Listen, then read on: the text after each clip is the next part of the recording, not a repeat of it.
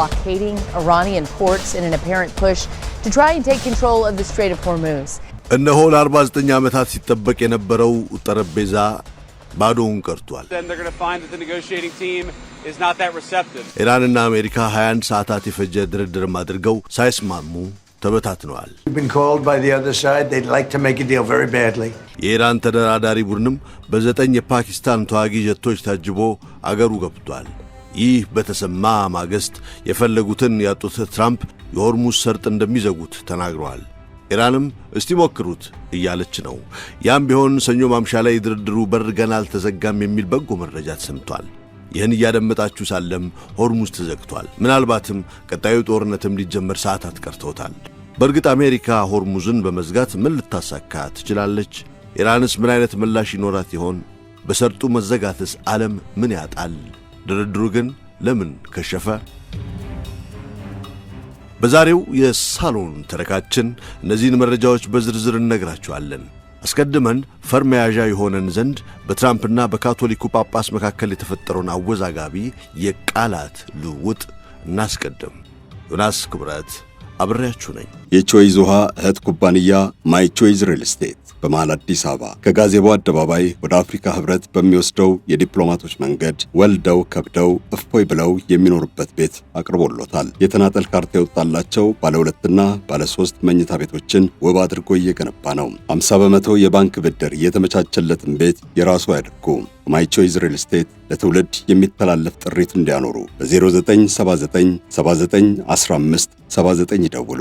ይመርጡናል እንጂ አያወዳድሩንም። ማይ ቾይዝ ሪል ስቴት። የካቶሊክ ቤተክርስቲያኗ መሪ ርዕሰ ሊቃነ ጳጳሳት ሊዮ 14ኛ ከፕሬዝዳንት ዶናልድ ትራምፕ ጋር በፖለቲካ ጉዳዮች ላይ ለመከራከር ምንም አይነት ፍላጎት የለኝም ሲሉ በይፋ ምላሽ ሰጥተዋል። The gospel, blessed are the peacemakers. I do not look at my role as being political or politician.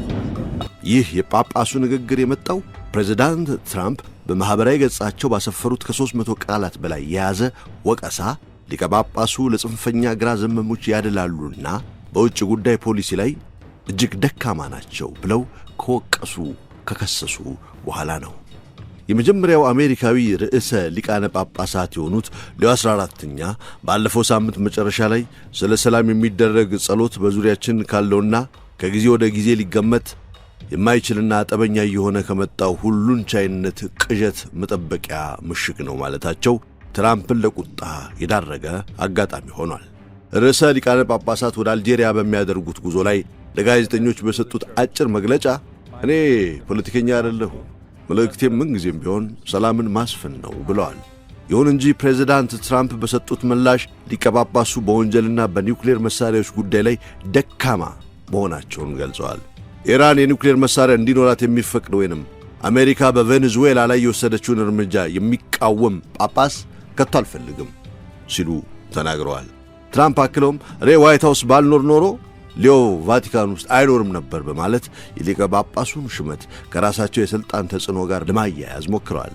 የዚህ ፍጥጫ እጅግ አስገራሚ ገጽታ ደግሞ ፕሬዝዳንት ትራምፕ መግለጫቸውን ካወጡ ከአንድ ሰዓት በኋላ ራሳቸውን እንደ ኢየሱስ ክርስቶስ በመሳል አረጋውያንን ሲባርኩ የሚያሳይ በሰው ሰራሽ አስተውሎት የተቀነባበረ ምስል ማጋራታቸው ነው። ይህ ሁኔታ በዓለም ዙሪያ ባሉ አማኞችና ፖለቲከኞች ዘንድ ከፍተኛ ክርክር የቀሰቀሰ ሲሆን የኢራን ጦርነት ከወታደራዊና ኢኮኖሚያዊ ገጽታ በተጨማሪ አሁን ደግሞ ወደ ሃይማኖታዊና የሞራል የበላይነት ፍልሚያ እየተቀየረ መሆኑም አመላካች ሆኖ አሳስቧል። የ21 ሰዓቱ ፍጥጫ በኢስላማባድ የከሸፈው የሰላም ድርድር ምስጢር።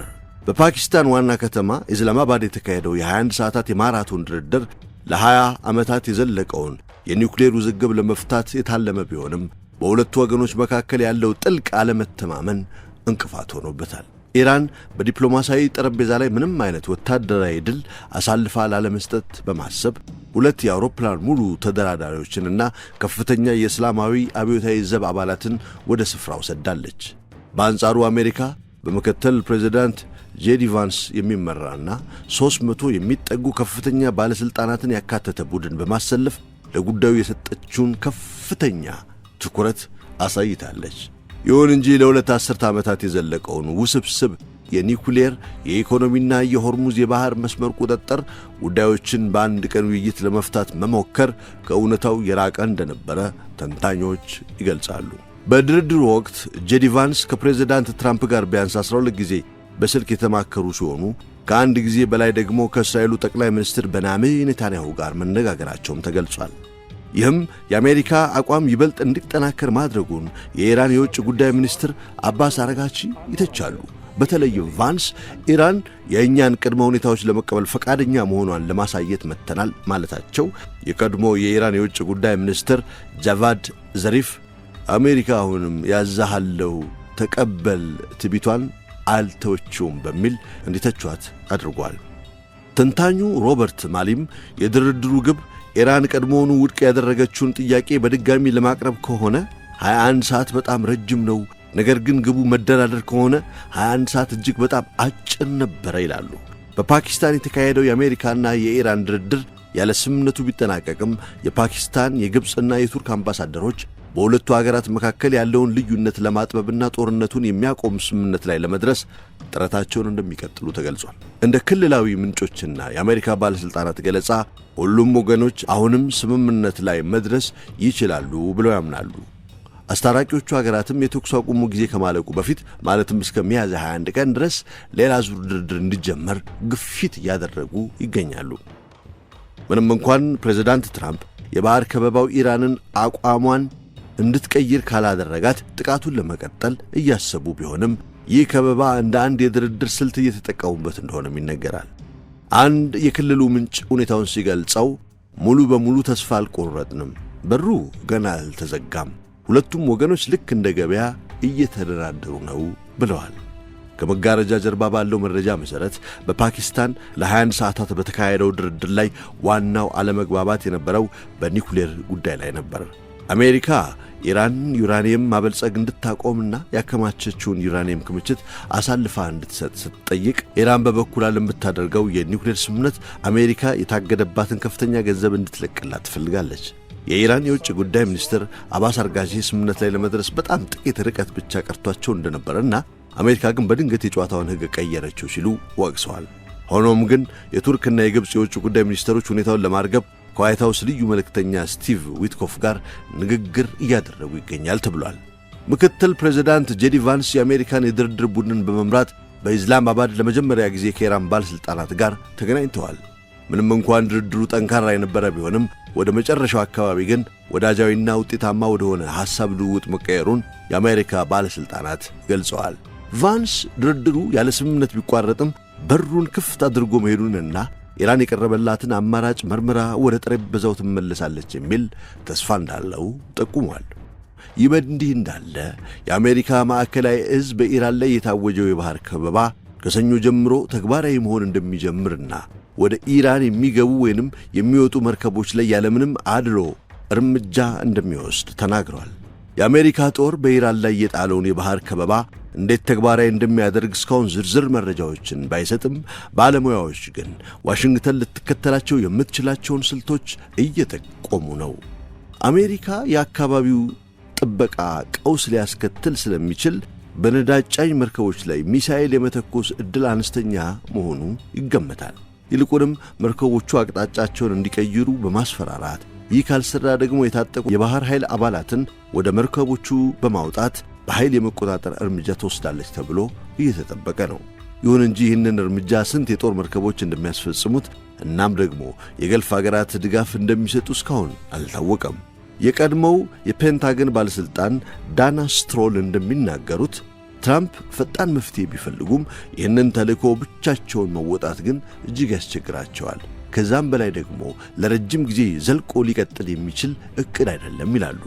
በተለይም የአሜሪካ የጦር መርከቦች በፋርስ ባሕረ ሰላጤና በሆርሙዝ የባሕር መስመር ላይ በሚኖራቸው ቆይታ ለኢራን ሚሳኤሎችና ድሮኖች ጥቃት ቅርብ በመሆናቸው ትልቅ ስጋት ፈጥሯል። ይህ ሁኔታ አሜሪካን በኢኮኖሚ ብቻ ሳይሆን በወታደራዊ ረገድም ዋጋ ሊያስከፍላት የሚችል አደገኛ ስሌት መሆኑን ባለሙያዎች ያስጠነቅቃሉ።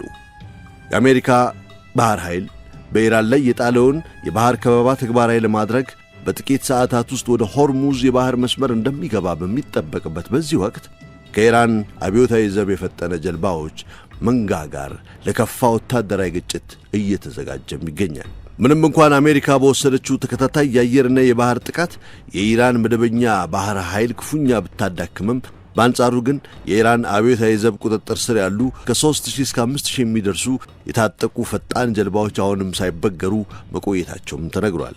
እነዚህ ጀልባዎች በማንኛውም የባህር ሞገድ ላይ ሆነው የሚሳኤልና የመድፍ ጥቃት የመሰንዘር ብቃት ያላቸው ናቸው። በጠባቡ በሆርሙዝ መስመር ውስጥ እንደ አሜሪካ ባሉ ግዙፍ መርከቦች ላይም ከፍተኛ ስጋት ደቅነዋል። የአሁኑ ፍጥጫ ይበልጥ የከረረው ኢራን የአሜሪካ የጦር መርከቦችን በድምፅ መገናኛ ማስጠንቀቅ ከጀመረች ወዲህ ነው። በቅርቡ በወጣ የድምፅ መረጃ መሠረት የኢራን ወታደራዊ ጣቢያ ዩኤስኤስ ፍራንክ ፒተርሰን የተባለችውን የአሜሪካን የጦር መርከብ አሁኑኑ አቅጣጫህን ቀይረህ ወደ ህንድ ውቅያኖስ ካልተመለስክ ጥቃት ይሰነዘርብሃል ሲል ሲያስጠነቅቅ ተሰምቷል። የአሜሪካ ባህር ኃይል በበኩሉ በዓለም አቀፍ ሕግ መሠረት እየተጓዝኩ ነው የሚል ምላሽ የሰጠ ቢሆንም ኢራን ግን በባሕረ ሰላጤው ውስጥ የሚገኙ ማናቸውንም መርከቦች ከአሜሪካ የጦር መርከቦች ቢያንስ 10 ማይልስ እንዲርቁ ካልሆነ ግን ያለምንም ማስጠንቀቂያ ተኩስ እንደሚከፍት በይፋ አውጃለች። ይህ ሁኔታ የዓለም ነዳጅ ዋጋን ከ2022 ወዲህ ለመጀመሪያ ጊዜ $100 በላይ እንዲያልፍ ምክንያት ሆኖታል። አሜሪካ ይህንን የኢራን የበላይነትን ለመስበር ኦፕሬሽን ኤፒክ ፉሪ በሚል ስያሜ 3 አውሮፕላን ተሸካሚ መርከቦችንና በርካታ የጦር አውሮፕላኖችን አሰማርታለች። እስካሁን ባለው ጦርነት አሜሪካ ከ155 በላይ የኢራን መርከቦችን መምታቷን ብትገልጽም የኢራን ያልተመጣጠነ የጦር ስልት ግን አሁንም አልተሰበረም። ኢራን ከመሬት በታች ባሉ ዋሻዎች ውስጥ ያከማቸቻቸው የባህር ኃይል ፈንጂዎች፣ የባህር ላይ ፈንጂዎችና የባህር ውስጥ ድሮኖች የአሜሪካንን የባህር ከበባ ለማክሸፍ ዋነኛ መሳሪያዎቿ ናቸው። የአሜሪካ ማዕከላዊ እዝ የባህር መስመሩን ከፈንጂ ለማጽዳት 2 የጦር መርከቦችን ቢያሰማራም የኢራን አብዮታዊ ዘብ ግን ማንኛውንም ያለ ፍቃድ ለማለፍ የሚሞክር ወታደራዊ መርከብ እንደሚደመስስ በድጋሚ በብርቱ አስጠንቅቋል። ሆርሙዝን ለምን መዝጋት አስፈለገ? የአሜሪካ ስሌትስ ምንድን ነው? አሜሪካ በኢራን ወደቦች ላይ የባህር ከበባ ለማድረግ የወሰነችበት ዋናው ስሌት በኢኮኖሚው ረገድ ኢራንን በማንበርከክ ወደ ድርድር ጠረጴዛው እንድትመለስ ለማስገደድ ነው ያላሉ ብዙ ርዕሰ ጉዳይን በቅጡ የሚያውቁ እስካሁን ባለው የጦርነት ሂደት ኢራን የሆርሙዝን የባህር መስመር በከፊል በመዝጋት የትኞቹ መርከቦች ማለፍ እንዳለባቸው ራሷ እየወሰነች ትገኛለች። ይህም ኢራን ወደ ቻይና፣ ፓኪስታን፣ ቱርክና ህንድ የምታደርገውን የነዳጅ ሽያጭ ከጦርነቱ በፊት ከነበረው በላይ እንድታሳድግ ረድቷታል። ዋይት ሃውስ የነዳጅ ዋጋ እንዳይጨምር በመፍራት ይህንን ፍሰት ባለማገዱ ኢራን ጦርነቱን በነዳጅ ሽያጭ በገንዘብ እየደገፈች እንድትቀጥል እድል ሰጥቷታል። የፖሊሲ ባለሙያዎችም ይህንን ጉዳይ እንደ አውሮፓውያን አቆጣጠር በ2022 ሩሲያ ዩክሬንን በወረረችበት ወቅት አሜሪካ በሩሲያ ነዳጅ ላይ ሙሉ ማዕቀብ አለመጣሏ ከፈጠረባት ጸጸት ጋር ያነጻጽሩታል። የአሜሪካ የኢኮኖሚ ባለሙያዎች እንደሚከራከሩት የነዳጅና የጋዝ ሽያጭ የኢራንን አጠቃላይ የአገር ውስጥ ምርት 15% ይሸፍናልና ነው። ይህንን ገቢ ወደ ዜሮ ማውረድ ደግሞ የኢራንን ኢኮኖሚ ከማፈራረሱም በላይ የአያቶላዎችን የሥልጣን መሠረት ይንዳል። የቀድሞው የዓለም አቀፍ ፋይናንስ ተቋም ዋና ኢኮኖሚስት ሮቢን ብሩክስ እንደሚናገሩት ይህ እርምጃ የሃይማኖት መሪዎቹን ወደ ድርድር ጠረጴዛው ለማምጣት ብቸኛው የአሜሪካን መንገድ ነው። እንደ አሜሪካ ስሌት ደግሞ ምንም እንኳን የባህር ከበባው የነዳጅ ዋጋን ለመጨመር ቢጨምርም የኢራንን የኢኮኖሚ አንቆ በመያዝ ጦርነቱን በአጭር ጊዜ ለመጨረስ የሚያስችል የተሻለ አማራጭ ተደርጎም በነ ትራምፕ ተወስዷል። የባህር ከበባው ዓላማም ኢራን የሆርሙዝን የባህር መስመር እንደ ድርድር መሳሪያ እንዳትጠቀምበት ቀድሞ መከላከያ ለመፍጠር የታለመ ነው። ይሁን እንጂ ይህ የአሜሪካ ስሌት የራሱ የሆነ ስጋቶችንና ተቃራኒ እይታዎች አሉት። ተንታኙ ቫሊ ናስር እንደሚከራከሩት ይህ ከበባ ኢራን በዓለም ኢኮኖሚ ላይ የፈጠረችውን እገታ ይበልጥ እንዲቀጥል የሚያደርግለት ሲሆን በዓለም አቀፍ ገበያ ላይ የዋጋ ንረት በመፍጠር አሜሪካንና አጋሮቿን ይበልጥ ያስጨንቃቸዋል። ሌላው ትልቁ ስጋት ደግሞ አሜሪካ የኢራንን ነዳጅ የሚጭኑ የሌላ አገር መርከቦችን በተለይም የቻይናን መርከቦችን በኃይል የምታስቆም ከሆነ ቻይናን በቀጥታ ወደ ጦርነቱ የመሳብ አደጋ አለው። እናም የአሜሪካ ስሌት የኢራን ኢኮኖሚን አንቆ በመያዝ ስምምነት ላይ መድረስ ቢሆንም ሂደቱ ግን ዓለምን ወደ ከፍተኛ ኢኮኖሚ ምስቅልቅልና ያልተጠበቀ ወታደራዊ ግጭት ሊያስገባት እንደሚችል ተንታኞች ያስጠነቅቃሉ። የኢራን ወታደራዊ ቃል አቀባይ በበኩላቸው ይህንን የአሜሪካንን እርምጃ የባህር ላይ ውንብድና ሲሉ የጠሩት ሲሆን ማንኛውም የአሜሪካ የጦር መርከብ ወደ ሆርሙዝ የባህር መስመር ቢጠጋ እንደ ተኩስ አቁም ጥሰት እንደሚቆጠር አስጠንቅቀዋል። ቃል አቀባዩ አክለውም የኢራን ወደቦች ስጋት ላይ ከወደቁ በገልፍ ወይንም በኦማን ባህር ላይ የሚገኝ ማንኛውም ወደብ ደህንነቱ የተጠበቀ አይሆንም ሲሉ ዛቻቸውን አሰምተዋል። ፕሬዚዳንት ትራምፕ በበኩላቸው በማኅበራዊ ገጻቸው ባስተላለፉት መልእክት ለኢራን ሕገ ወጥ ክፍያ የሚከፍል ማንኛውም አካል በባህር ላይ ሰላማዊ ጉዞ አይኖረውም፣ በእኛ ወይንም በሰላማዊ መርከቦች ላይ ጥይት የሚተኩስ ማንኛውም ኢራናዊ ደግሞ ወደ ሲኦል ይነጉዳል ሲሉ አስጠንቅቀዋል። ፕሬዚዳንት ትራምፕ ድል ተቀዳጅተናል ቢሉም ኢራን አሁንም ጎረቤቶቿን መምታቷን የምትችልባቸውን ድሮኖች፣ ሚሳኤሎች ያሏት ሲሆን 400 ኪሎ ግራም የሚጠጋ ከፍተኛ ደረጃ ላይ የደረሰ የዩራኒየም ክምችት እንደያዘችም ይታመናል። የኢራን የውጭ ጉዳይ ሚኒስትር አባስ አርጋቺ በአሜሪካ አካሄድ ላይ ሲሳለቁ ዜሮ ትምህርት አልተቀሰመም፣ በጎነት በጎነትን ይወልዳል፣ ጠላትነት ደግሞ ጠላትነትን ያተርፋል፣ ያፋፋል፣ ያስፋፋል ብለዋል። የኢራኑ ተደራዳሪ መሐመድ ባቄር ቃሊባፊ ደግሞ በአሜሪካ ያለውን የነዳጅ ዋጋ የሚያሳይ ካርታ በማጋራት በአሁኑ የነዳጅ ዋጋ ተደሰቱ፣ ከዚህ ከበባ በኋላ ግን የ4 እና የ5 ዋጋ ናፍቆት ይሆንባችኋል ሲሉ ተሳልቀዋል። የኢራን ወታደራዊ ማዕከላዊ እዝ ሐታም አል አናቢያ በመንግሥት ቴሌቪዥን ባስተላለፈው መግለጫ የኢራን ወደቦች ደህንነት አደጋ ላይ የሚወድቅ ከሆነ በፋርስ ባሕረ ሰላጤና በአረብ ባሕር ላይ የሚገኝ ማንኛውም ወደብ ሰላም እንደማያገኝ አስጠንቅቀዋል። ይህ ደህንነት ለሁሉም ወይም ለምንም የሚለው የቴህራን መርህ ጦርነቱ ወደ ጎረቤት አገራት ሊስፋፋ እንደሚችል የሚያሳይ ቀጥተኛ ማስጠንቀቂያ ነውም እያሰኘ ነው። የአሜሪካ ማዕከላዊ እዝ በበኩሉ ከበባው በማንኛውም አገር መርከብ ላይ ያለምንም አድሎ እንደሚፈጸም ቢገልጽም የዋሽንግተን የቅርብ አጋሮች ግን እርምጃውን እየተቃወሙት ይገኛሉ። የዩናይትድ ኪንግደም ጠቅላይ ሚኒስትር ኬር ስታርመር ብሪታንያ በዚህ የአሜሪካ የባህር ከበባ ውስጥ እንደማትሳተፍና አገራቸው ወደዚህ ጦርነት እንድትጎተት እንደማይፈቅዱ በይፋ አስታውቀዋል። በተመሳሳይ የስፔን መከላከያ ሚኒስትር ማርጋሬታ ሮብሌስ የአሜሪካ የባህር ከበባ ምንም ትርጉም የሌለው እርምጃ መሆኑን ገልጿል። ዓለምን ወደማያልቅ የጥፋት አዙሪት ውስጥ እየከተተ እንደሆነም ተችተዋል። ይህ የአጋሮች መሸሽ ለትራምፕ አስተዳደር በዲፕሎማሲው መስክ ትልቅ ፈተና መሆኑንም ታዛቢዎቹ አብዝተው እየጠቀሱት ነው። የኢራን የነዳጅ ደንበኛ የሆነችው ቻይናም የአሜሪካን ዕቅድ በጽኑ ተቃውማለች። የቻይና የውጭ ጉዳይ ሚኒስትር ቃል አቀባይ ጓ ጂያኩን የሆርሙዝ የባህር መስመር ለዓለም አቀፉ ንግድና ኤነርጂ ወሳኝ መሆኑን ጠቅሰው አሜሪካና ኢራን ጦርነቱን ዳግም እንዳይቀሰቅሱ አሳስበዋል። ፕሬዚዳንት ትራምፕ በበኩላቸው ደግሞ የከበባው ዓላማ የባህር መስመሩን ከፈንጂዎች አጽድቶ ለሁሉም ክፍት ማድረግ እንደሆነ ቢገልጹም ኢራን ግን የባህር መስመሩን በመቆጣጠር እንድትጠቀምበት እንደማይፈቅዱም አስታውቀዋል። የነዳጅ ገበያው ምስቅልቅል። የአሜሪካ ጦር ከዕለተ ሰኞ ጀምሮ በኢራን ወደቦች ላይ የባህር ከበባ እንደሚጀምር ማስታወቁ በቀን ወደ 2 ሚሊዮን በርሚል የሚጠጋ የኢራን ነዳጅ ወደ ዓለም ገበያ እንዳይገባ የሚያግድ ሲሆን ቀድሞውኑ ተሟጦ ያለውን የዓለም የነዳጅ አቅርቦት ይበልጥ እንዲጠብ ያደርገዋል ተብሎም ተፈርቷል። የሆርሙዝ የባህር መስመር መዘጋት በዓለም ታሪክ ታይቶ የማይታወቅ የኤነርጂ ቀውስ አስከትሏል። የነዳጅ ዋጋ ሰኞ ዕለት እንኳን 7 በመቶ የጨመረ ሲሆን አንዳንድ የነዳጅ ማጣሪያ ፋብሪካዎች ነዳጅ በአስቸኳይ ለማግኘት ከገበያ ዋጋ በላይ እስከ $50 ተጨማሪ ክፍያ ለመክፈል ተገደዋል ተብሏል። የጂፒ ሞርጋን ተንታኞች እንደሚሉት በሆርሙዝ በኩል የወጣው የመጨረሻው ነዳጅ ሚያዝያ 20 ቀን ደንበኞቹ ጋር ይደርሳል። ከዚያ በኋላ ግን በዓለም አቀፍ ነዳጅ አቅርቦት ሰንሰለት ውስጥ ያለው ክምችት ሙሉ በሙሉ ያልቃል ተብሏል። የኢራን ነዳጅ ከዓለም ገበያ መቋረጥ ትልቅ ቀውስ ያስከትላል ተብሎም ሰፊ ስጋት ዓለሙ ላይ አርበዋል።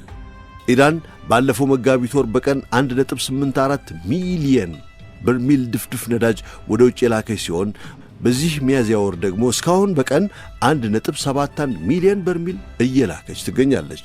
ጦርነቱ ከመጀመሩ በፊት በነበረው ከፍተኛ ምርት ምክንያት በአሁኑ ወቅት ከ180 ሚሊዮን በርሚል በላይ የኢራን ነዳጅ በመርከቦች ላይ ተጭኖ በባህር ላይ ይገኛል።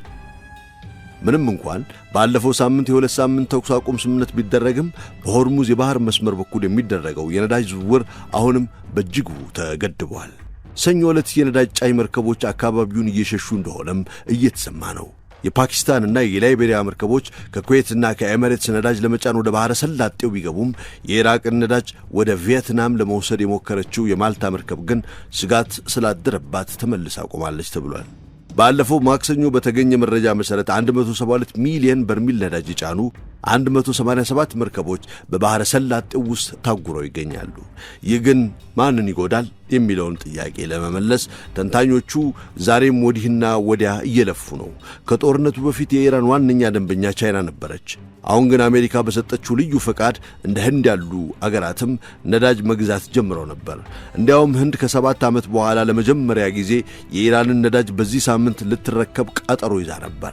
በአሜሪካ የሚገኘው የኩዊንስ ኢንስቲትዩት መስራች ትሪታ ፓሪስ የአሜሪካ የባህር ከበባ በዓለም አቀፍ ኢኮኖሚ ላይ ሰንሰለታማ መዘዝ እንደሚያስከትል ያስጠነቅቃሉ። እንደ ፓሪሲ ገለጻ ማንኛውም የነዳጅ አቅርቦትን ከገበያ የሚያስወጣ እርምጃ የነዳጅ ዋጋን የሚጨምር ሲሆን ይህም በተከታታይ የጋዝ ዋጋ እንዲንር ያደርጋል። በተለይም ይህ ከበባ በየመን የሚገኙትንና ከኢራን ጋር የሚዋጉትን ሁቲዎችን ለአጸፋዊ እርምጃ የሚያነሳሳቸው ከሆነና ቀይ ባህርን ከኤደን ባህረ ሰላጤ ጋር የሚያገናኘውን የባብል አልማንደብ የባህር መስመር የሚዘጉ ከሆነ የነዳጅ ዋጋ በአንድ በርሜል እስከ $150 ሊያሻቅብ እንደሚችል ተጠቁሟል። ይህ የባህር መስመር ለገልፍ ሀገራት ነዳጅና ጋዝ ዋነኛ አማራጭ መውጫ መንገድ በመሆኑ መዘጋቱ አደገኛ መሆኑን ባለሙያዎቹ ይገልጻሉ። አሁን የታወጀው የባህር ከበባ አሜሪካ ባለፈው ወር የዓለምን የኢነርጂ ቀውስ ለማቃለል ስትል በኢራን የነዳጅ ኤክስፖርት ላይ ጥላው የነበረውን የተወሰኑ ማዕቀቦች ለማንሳት ከወሰደችው አቋም ጋር የሚቃረን ድንገተኛ የፖለቲካ ለውጥ ሆኗል።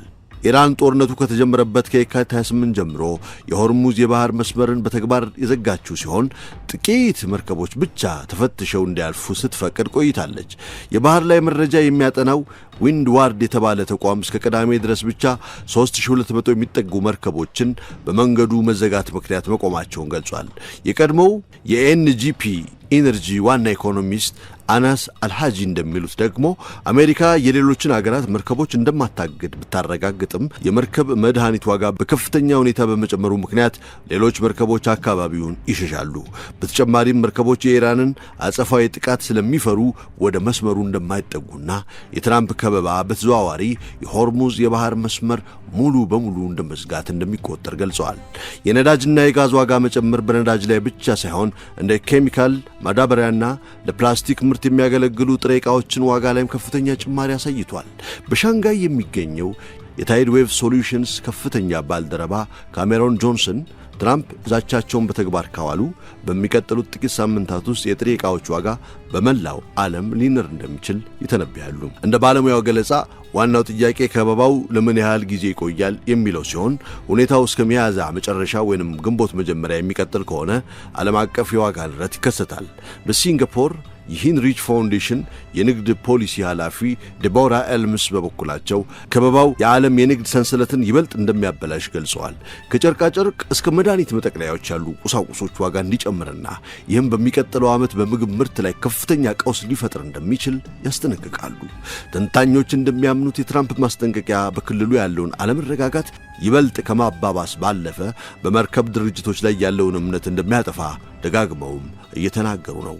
በዚህ ሆርሙዝ መዘጋት ዙሪያ ወደ ኢራን ጎራ ስንል ደግሞ የተለዩ መረጃዎችን እናገኛለን። አሜሪካ የሆርሙዝ የባህር መስመርን በኃይል ለመቆጣጠርና የባህር ላይ ፈንጂዎችን ለማጽዳት በዝግጅት ላይ ባለችበት በዚህ ወቅት የኢራን ዝርዝር የባህር ውስጥ ጥልቀት ካርታ እጅግ አስገራሚና አስፈሪ ጂኦግራፊያዊ ሁኔታን ይፋ አድርጓል።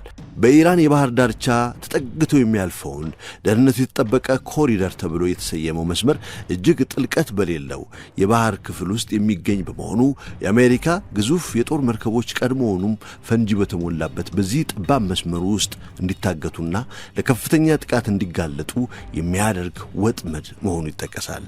በዚህ ወጥመድ ውስጥ የአሜሪካ የጦር መርከቦች የሚገጥሟቸው ዋና ዋና አደጋዎች ተንታኞቹ በሶስት ከፍለው ያስቀምጧቸዋል።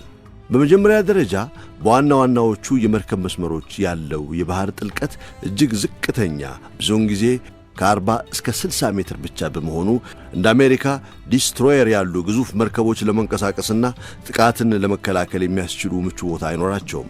ይህ ጠባብና ጥልቀት የሌለው ቀጠና መርከቦቹን ለኢራን የድሮን መንጋዎችና ለፈጣን ጥቃት አድራሽ ጀልባዎች እንደ ቁጭ እንዳለ ዳክዬ በቀላሉ ተመቻ ያደርጋቸዋል። በተጨማሪም የባህር መስመሩ ስፋት ከ2 እስከ 3 ኪሎ ሜትር ብቻ በመሆኑ መርከቦቹ ለኢራን አጭር ርቀት ሚሳኤሎች፣ የባህር ዳርቻ መድፎች ቅርብ ኢላማ ይሆናሉ። በዚህ ሁኔታ የአሜሪካው ኤጂሲ የተራቀቀ የመከላከያ ስርዓት እንኳን በአጭር ርቀትና ዝቅ ብለው ለሚመጡ ጥቃቶች ያለውን ውጤታማነት ያጣል። በሁለተኛ ደረጃ ይህንን የባህር መስመር ለመቆጣጠር አሜሪካ ቢያንስ 4 ዲስትሮየር መርከቦች በቋሚነት በኢራን ሚሳኤሎች ክልል ውስጥ ማስቀመጥ ይኖርባታል። ይህ ደግሞ ቀድሞውኑ በተለያዩ ግንባሮች የተወጠረውን የአሜሪካ ባህር ኃይል ይበልጥ እንዲዳከም ያደርገዋል። ከዚህም በላይ ሁሉም የመርከብ መውጫ መንገዶች እንደ ቀሽም፣ ላራክና ቱርብ ባሉ በኢራን ምሽግ በተሰሩባቸው ደሴቶች አቅራቢያ የሚያልፉ በመሆናቸው በደሴቶች ውስጥ ተቀብረው የሚገኙ የሚሳኤል ባትሪዎችና ድሮኖች እያንዳንዱን የነዳጅ ጫኝም ሆነ የጦር መርከብ በቅርብ ርቀት የመቆጣጠር አቅም ይሰጣቸዋል። በሦስተኝነት ደግሞ ይህንን የኢራን ቅስት መከላከያ ለማፍረስ አሜሪካ ወይ ማለቂያ የሌለው የአየር ድብደባ ማካሄድ አለባት፣ ካልሆነም በዋሻዎች በተሞሉት ደሴቶች ላይ ከፍተኛ ኪሳራ የሚያስከትል የምድር ጦር ጥቃት መሰንዘር ይኖርባታል። ሁለቱም አማራጮች እጅግ ከፍተኛ ሀብት የሚጨርሱና የአሜሪካን ጦር ለማይታወቅ ሲኦል የሚያጋልጡ ናቸው። ዋሽንግተን ቀድሞውንም በጂኦግራፊያዊ አቀማመጥ የተሸፈነችበትን ይህንን መስመር ለመዝጋት ስትል ምን ያህል መርከቦችን፣ አውሮፕላኖችንና የባህር ኃይል ወታደሮችን ለመስዋዕት ዝግጁ ናት የሚለው ጥያቄ አሁን የዓለም ተንታኞች ትልቅ መከራከሪያ ሆኗል። የኢራንን ስትራቴጂካዊ የበላይነት ሊሰብር የሚችል ምንም አይነት ኃይል የለም ለማለት ይቻላል። የሆርሙዝ የባህር መስመር ለቴሄራን ተራ የመርከብ ማለፊያ መንገድ ሳይሆን የዓለምን የኃይል ሚዛን ዳግም ለመቅረጽ የምትጠቀምበት ትልቁ መሳሪያዋ ነው።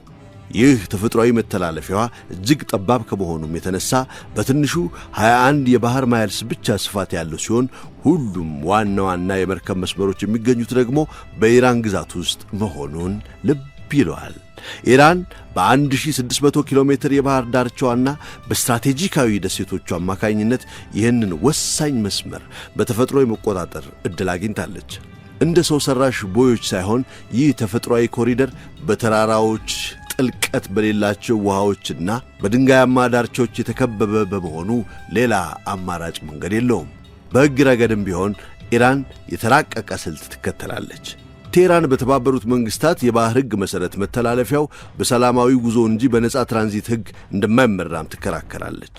ይህ ደግሞ ለደህንነቷ ስጋት ናቸው የምትላቸው መርከቦች ዓለም አቀፍ ደንቦችን ሳትጥስ ለመከላከል ሕጋዊ ሽፋን ይሰጣታል። የሚገርመው ደግሞ አሜሪካም ሆነች ኢራን የተባበሩት መንግስታትን የባህር ሕግ እስካሁን አለማጽደቃቸው በሕግ ረገድ የቴህራን ትርጓሜ እንደ አሜሪካዊ የትራንዚት መብት ጥያቄ ሁሉ ተቀባይነት እንዲኖረው የሚያደርግ ግራጫ ቀጠናን ፈጥሯል። ቴህራን ይህንን ቁጥጥሯን በኃይል ብቻ ሳይሆን በስትራቴጂካዊ ስልት አዘምነዋለች። ተንቀሳቃሽ የአየር መከላከያ መሳሪያዎችን፣ የተወሰኑ መርከቦች ለይተው የሚመቱ ድሮኖችን፣ እንደ ጂፒኤስ ማወናበጃ ያሉ የኤሌክትሮኒክስ የጦር መሳሪያዎችን በማቀናጀት የባህር መንገዱን ሙሉ በሙሉ በእጁ አድርገዋለች። ለዚህም እንደ ማረጋገጫ የሚጠቀሱ በሁቲዎች አማካኝነት በቀይ ባህር ላይ የተፈጠረው የንግድ መስተጓጎል ነው። ኢራን ግዙፍ የጦር መርከቦች አያስፈልጓትም። ይልቁንም ርካሽ ነገር ግን ከፍተኛ ጉዳት የሚያደርሱ ጸረ መርከብ ሚሳኤሎች፣ ረጅም ርቀት ተኳሽ ድሮኖችና የባህር ላይ ፈንጂዎችን እንጂ የባህር መስመሩን በፈንጂ መዝጋት ለኢራን ቀላል ቢሆንም ለዓለም ኢኮኖሚ ግን ሊስተካከል የማይችል ታላቅ ጥፋት ስለመሆኑ ግን የሚጠራጠር ብዙም የለም። በመጨረሻም ኢራን ይህንን የበላይነቷን ወደ ከፍተኛ ገቢ የመቀየር አዲስ ምዕራፍ ጀምራለች። መረጃዎች እንደሚናገሩት በመስመሩ ለሚያልፉ እያንዳንዱ የነዳጅ በርሜሎች ከ1 እስከ 2 ሚሊዮን ዶላር ክፍያ መጠየቅ ጀምራለች። ይህም በዓመት ከ70 እስከ 90 ቢሊዮን ዶላር፣ በ5 ዓመት ውስጥ ደግሞ እስከ 500 ቢሊዮን ዶላር የሚደርስ ገቢ ሊያስገኝላት እንደሚችልም ይገመታል።